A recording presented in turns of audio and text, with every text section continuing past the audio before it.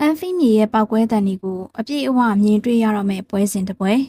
အားလုံးပဲမင်္ဂလာပါရှင်။မကြခင်အချိန်တွင်းမှာတော့လီဗာပူးအသင်းဟာဆော့တန်နမ်အသင်းကိုအိမ်ကွင်းကနေဧည့်ခံရင်ဆိုင်သွားရတော့မှာဖြစ်ပါတယ်။ဒီပွဲစဉ်မှာလီဗာပူးအနေနဲ့အနိုင်ရဖို့လိုအပ်နေတယ်လို့အန်ဖီမီရဲ့မာဂုံတွေကိုလည်းပြသဖို့လိုအပ်နေတာဖြစ်ပါတယ်။ဒီပွဲနဲ့ပတ်သက်ပြီးအမ်စလော့ကတော့ပရိသတ်တွေကိုအန်ဖီမီမှာတခဲနဲ့အားပေးကြဖို့နဲ့လီဗာပူးဟာဘိုးလူပွဲ၃ပွဲကိုဇက်တိုက်ကစားသွားမှာဖြစ်ကြောင်းဆိုထားပါတယ်။အမ်စလော့ပြောတာတော့နောက်ကျနေပါသေးတယ်။အန်ဖီမီဆိုတာကအစဉ်အဆက်မှာပရိသတ်တွေအားပေးအကျဉ်းဆုံးဖြစ်တဲ့နေရာတစ်ခုပါပဲ။အခုလိုမျိုးဘိုးလူပွဲပမာအရေးကြီးတဲ့အချိန်မျိုးမှာလီဗာပူးပရိသတ်တွေဟာလည်းကွင်းလုံးပြည့်ရှံအားပေးလာကြအောင်မှသိကြပါတယ်။ဒီပွဲစဉ်အပါအဝင်လီဗာပူးအသင်းဟာနောက်ထပ်10ပွဲပဲကျန်ပါတော့တယ်။ပွဲစဉ်နေနဲလာလီချန်ပီယံဆုကပိုပြီးနီးစပ်လာလိပါပဲ။တစ်ဖက်မှာဆော်သန်နန်အသင်းကလည်းရလက်တွေကမောက်ကမဖြစ်နေချိန်မှာလီဗာပူးတို့ရဲ့အရှိန်အဟုန်နဲ့ထိုးဖောက်လာမဲ့ဟန်ကိုတော့တားဆီးနိုင်ဖို့မဖြစ်နိုင်တော့ပါပဲ။အထူးသဖြင့်တော့ဒီပွဲစဉ်ကအန်ဖီမှာကစားရမှာဖြစ်တာကြောင့်ပိုလို့တောင်မှစိုးနေပါသေးတယ်။ဒီပွဲစဉ်နဲ့ပတ်သက်ပြီးအသင်းကောင်းဆောင်ဖန်တိုက်က